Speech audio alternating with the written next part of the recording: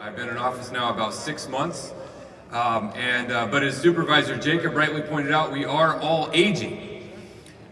It was about, I think about a year and a half ago, I grew a beard for the winter, and my little one, my baby, he looked at me inquisitive one day and he said, "Daddy, what is that white stuff in your beard?" And I said, "Boy, that's wisdom." And he said, "Daddy, you have some wisdom in your hair as well." At a haircut recently, my 11-year-old, the next one up, we were getting their haircut, and he said, "Daddy, you should ask Addie if she can cut the white stuff out of your hair." He said, "Just ask her, Daddy, maybe she can do it." And but it is a great pleasure to be here today, to join all of you, to see so many people who are so committed to this issue. And you know, it's been said that the way a society cares for its elders and for its seniors says a lot about who we are as a society. And it says a lot about who we are as a people. And I think that really does guide our commitment to ensuring that all of our seniors have dignity and respect and compassion and care as they head into those golden years. As a new member of the Board of Supervisors, I'm incredibly grateful for a tremendous legacy of commitment and drive and progress on this issue by some of the other supervisors you heard from earlier. Supervisor Diane Jacob has taken the issue of Alzheimer's, an issue that has impacted my family and so many other families, and done incredible nationally recognized work.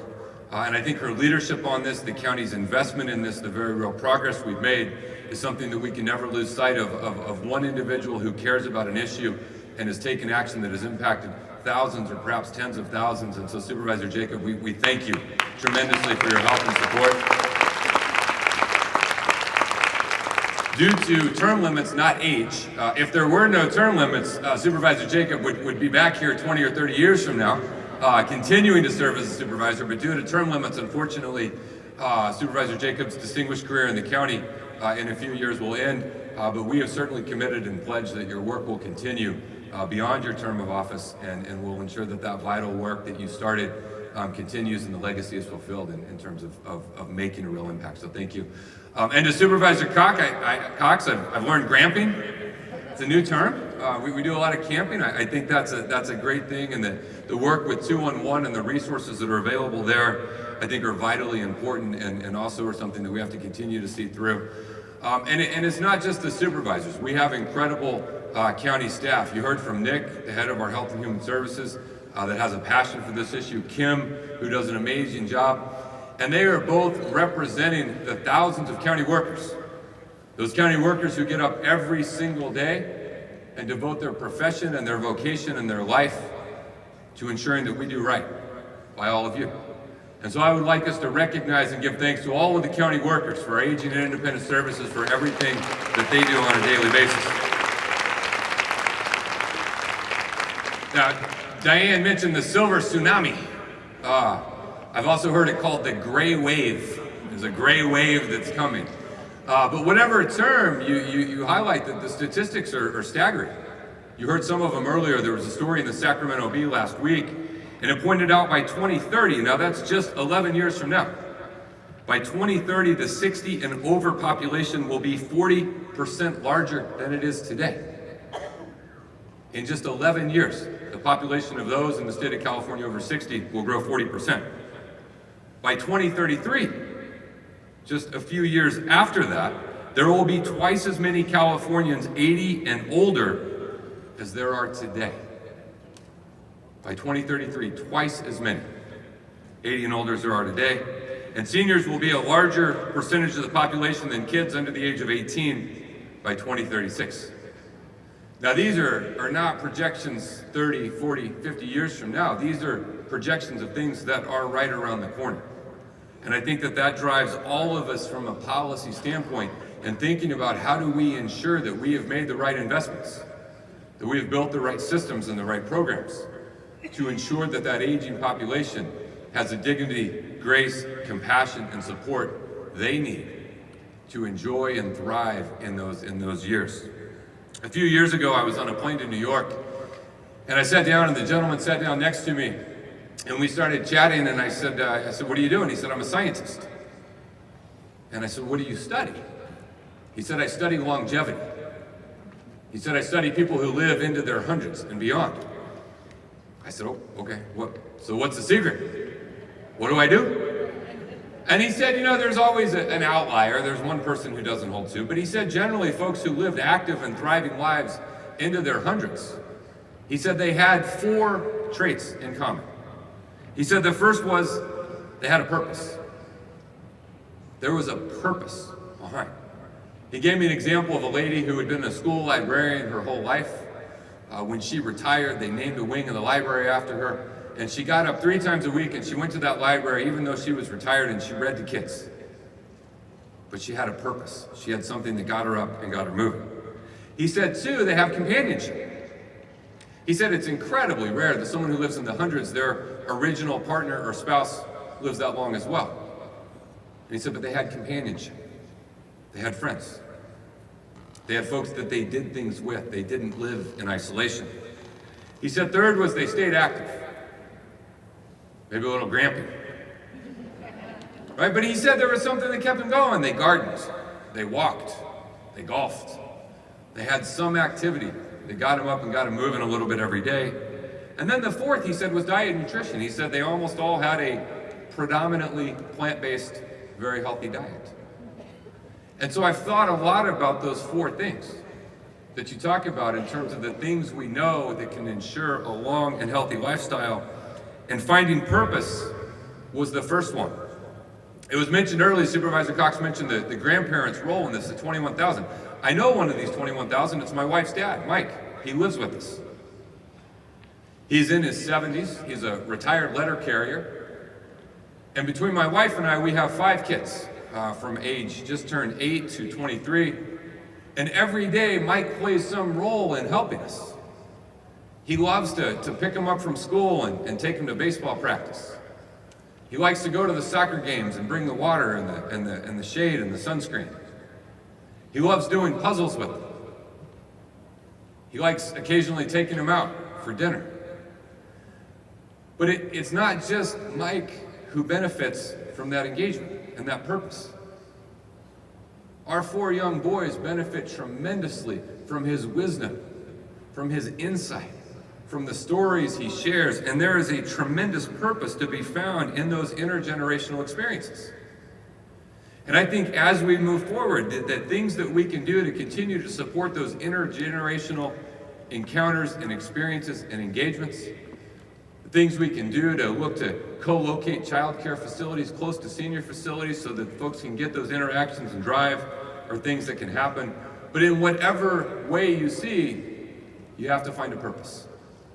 And we will continue to strive to make sure that we connect you to those opportunities, whether they be volunteer opportunities, networking opportunities, getting a part of a group. I'll never forget my grandfather, who I lived with for a while when I was young. He got up every day and he went and he helped older adults who were illiterate learn how to read. And then he came back and he walked the dog, and then in the afternoon he and I would sit and watch baseball. So whatever way, I think it's vital that we find that purpose.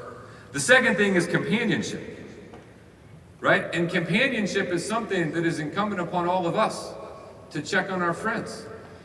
If you go and you find yourself a little isolated and you participate in one of these programs that can unite you with someone else, you're not just helping yourself, you're helping the person you unite with. And so really building out our senior centers and our senior programs, and those that are there to ensure that you have that ongoing companionship and to make sure that you have the ability to connect and to be around others and have shared experiences is a vitally important part. A really important part of that is hearing. We know that as hearing loss declines, if that's not addressed in a substantive way, the ability to communicate with others also declines. The ability to participate and be a part of life, to engage in what's happening every day. And so continuing to support those programs is vital. The third one, being fit. We heard all about feeling fit. Tai Chi, yoga. Now, you can take it to a whole nother level. I was very struck a week ago by Tom Rice. I don't know if any of you saw Tom Rice.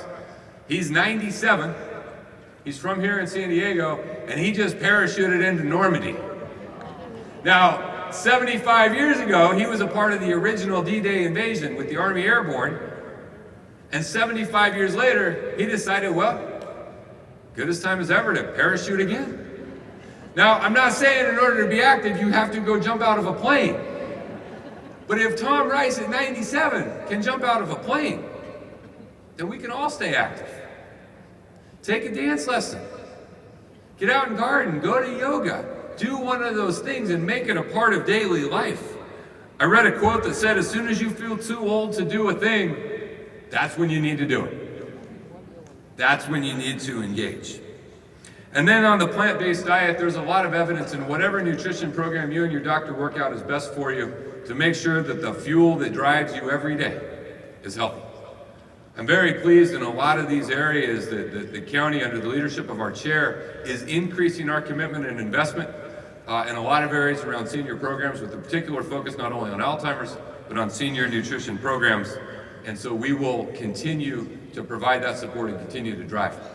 In closing, I'll just tell you that all of these things are great, provided you have the availability and opportunity to get to them. And transportation is a vital and key component of ensuring all of these things. I was thrilled to hear that over 500 of y'all got here via a trolley or transit pass from MTS.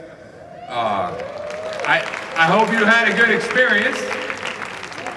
As an MTS board member, I want you to know that we recently voted to lower the fees for seniors, for folks with disabilities. I would like them to be free. We're not quite there, but we are lowering them and we are making them better. And we will continue to do that. And so we recently took that action, and we'll continue to partner with entities like this to make sure that you can have those opportunities. We're also looking to go to the voters in 2020 with a ballot measure where we can increase the availability of public transportation. And I can promise you the board of directors and staff at MTS understand that when you build out a transportation system, it has to be friendly and accessible and easy for our seniors, for those that have mobility issues, to access, to get on, to be convenient, to find your way. And I want us to build out a world-class transit system that is easy for you to use and is incredibly affordable, and we will continue to do that. Our county transportation team is working on it as well. They have a county Ride Well guide. This is a resource catalog of existing transportation options for older adults in our region. Public transportation, MTS, volunteer driver programs, rideshare programs. If you stop by the Age Well table in the back, you can learn more about this and get this incredible resource guide. And then we're also working at MTS on programs to help folks get to their doctor's appointments. There's an app in development where you can have a car or van come get you and help transport you to where you need to go. Because the reality is transit is not an option for everyone, and we want to make sure that you get to your important medical appointments, and we're going to be increasing our investment and commitment to that. And then lastly, we're working on a lot of complete street programs.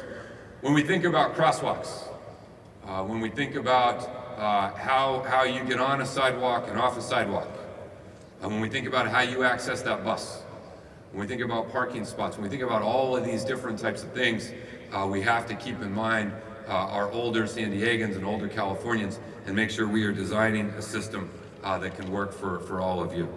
So as you've heard today, have a purpose, have some companionship, stay active, eat healthy, and know that there are a lot of us from a lot of generations with a lot of experiences that want to make sure that this silver tsunami has a smooth and wonderful transition into an incredible future. And it's been a tremendous honor to join you here today. I wish you all the very, very, very best, and look forward to picking up the torch from those who've gone before me and making sure the County of San Diego continues its commitment to our seniors.